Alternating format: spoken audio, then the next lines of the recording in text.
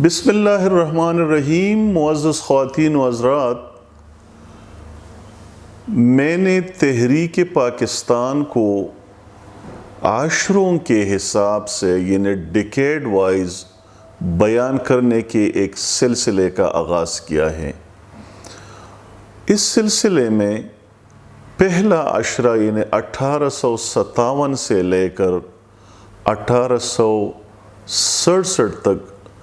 پر مشتمل ایک ویڈیو میں نے اپنے چینل پر اپلوڈ کی ہے، جس کو ابھی تک ہزاروں لوگوں نے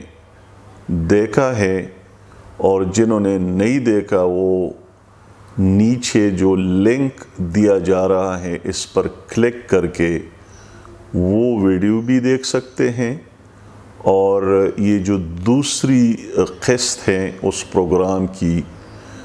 جس میں ہم 1867 سے لے کر 1877 تک کا عشرہ بیان کر رہے ہیں، یہ بھی ان کو میری یوٹیوب چینل پر ملے گا۔ خواتین و حضرات، جہاں تک دوسرے عشرے کا تعلق ہے، بظاہر اس عشرے میں تحریک آزادی سے متعلق بہت زیادہ واقعات ہمیں نہیں ملتے، تاہم پھر بھی بہت سارے واقعات ایسے بھی ہیں جو اس عشرے کے دوران رونما ہوئے۔ علی گڑھ موومنٹ گویا کہ اس عشرے پر حاوی رہی، اگرچہ سر سید احمد خان جو ابتدا میں ایسٹ انڈیا کمپنی کی ملازمت میں تھے، اور جیسا کہ پہلے ویڈیو میں پہلے عشرے کی تفصیلات میں یہ بات آئی کہ انہوں نے بہت سارے انگریزوں کی جان 1857 کی جنگ میں بچائی تھی، لیکن یہ جو علی گڑھ موومنٹ ہے یہ اس دوسرے عشرے میں یعنی 1867 سے لے کر 1877 تک یہ پورے آب و تاب اور زور و شور سے جاری رہی۔ اس میں سب سے اہم موڑ وہی ہے کہ جب سر سید احمد خان 1869 میں 1869 میں اپنے بیٹے سید محمود کے ساتھ انگلینڈ کے دورے پہ گئے، ان کے بیٹے سید محمود کو اسکالرشپ ملا تھا جس کے ذریعے وہ اعلیٰ تعلیم انگلینڈ میں حاصل کرنا چاہ رہا تھا۔ سر سید احمد خان نے اپنے بیٹے کے ساتھ بذریعہ بحری جہاز انگلینڈ کا دورہ کیا، اور اس دورے کے دوران سر سید احمد خان نے وہاں پہ 1 سال تقریباً گزارا، جس میں انہوں نے انگلینڈ کی ایجوکیشنل سسٹم کا مطالعہ کیا، اور وہ اس نتیجے پر پہنچے کہ انگلینڈ کی جو ترقی تھی اس کا راز اسی بات میں تھا کہ وہاں پہ تعلیم کا معیار اچھا تھا، وہاں پہ ان کا نصاب جو تھا وہ جدید دور کے تقاضوں کے مطابق تھا۔ چنانچہ جب وہ واپس آئے تو انہوں نے یہ ارادہ ظاہر کیا کہ وہ ہندوستان میں انگریزوں کی جو تعلیم ہے اس کے مطابق ایک نظام اور ایک ادارے کی بنیاد رکھیں گے۔ سر سید احمد خان نے نہ صرف یہ کہ انگلینڈ میں تعلیم کا مطالعہ کیا تھا اور مشاہدہ کیا تھا، بلکہ انہوں نے وہاں پہ لوگوں کے رہن سہن کے طریقوں پر بھی ایک عمیق نظر ڈالی، اور اس نتیجے پہ پہنچے کہ وہ جو تعلیم تھی انہوں نے لوگوں کو اخلاق کی تہذیب پر بٹھایا تھا، اور وہ سوشلی بڑے ڈیولپ تھے۔ چنانچہ واپس آتے ہی پہلا کام انہوں نے یہ کیا کہ تہذیب الاخلاق کے نام سے انہوں نے ایک رسالہ جاری کیا، اور اس رسالے میں وہ مسلمانان ہند کو روزمرہ کی زندگی میں صفائی کے متعلق، گفتگو کے متعلق، سماجی تعلقات سے متعلق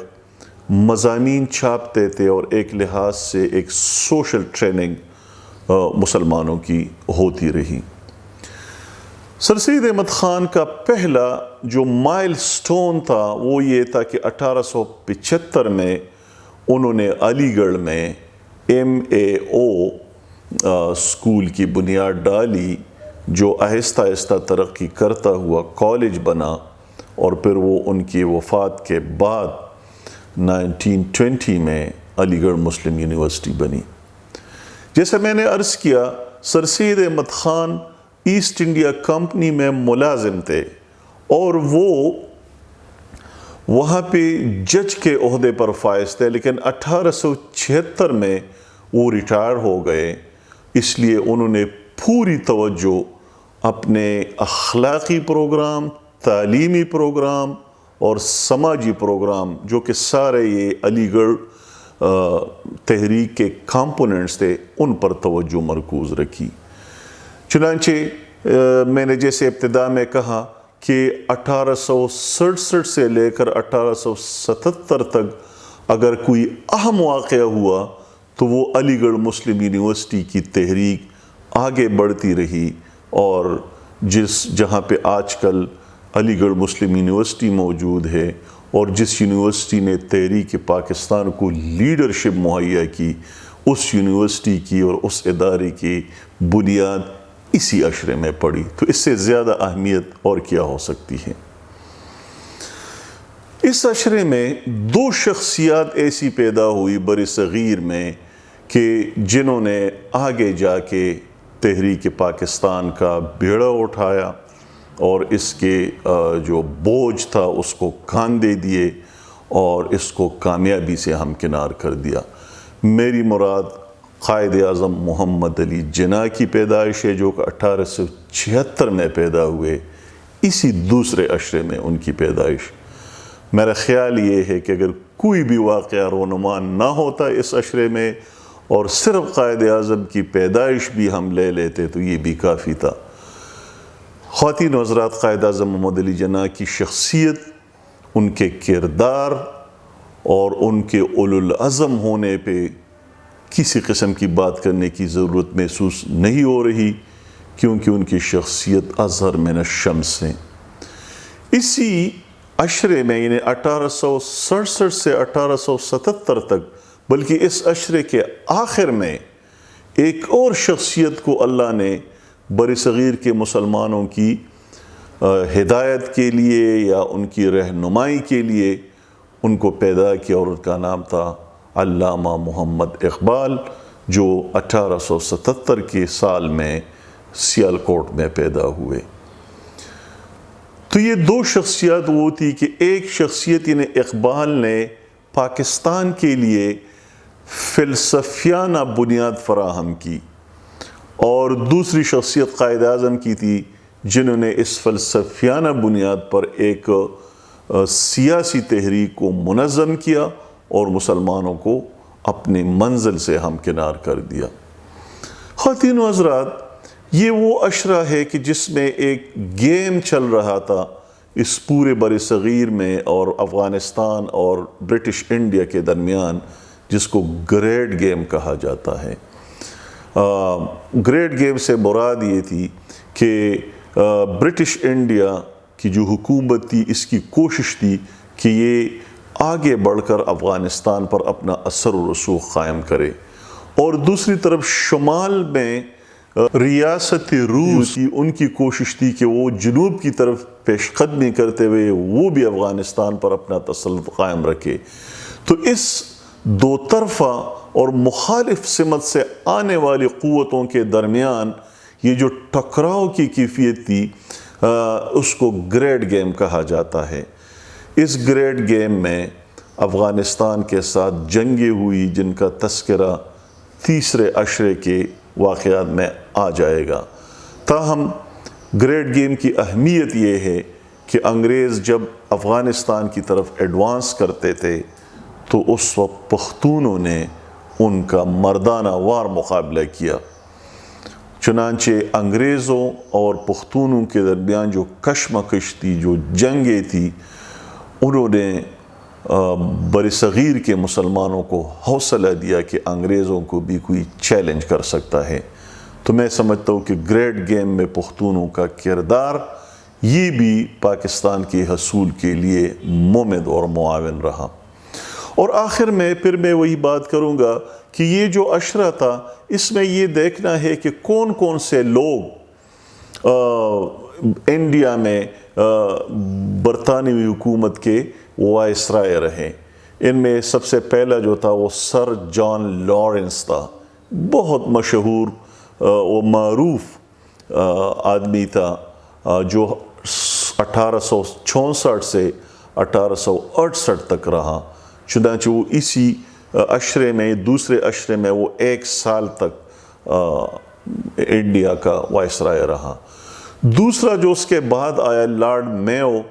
بہت مشہور وائسرائے تھا جن کے نام پر لاہور میں ہاسپٹل بھی ہے، میو ہاسپٹل۔ وہ 1868 سے لے کر 1872 تک انڈیا کا وائسرائے رہا۔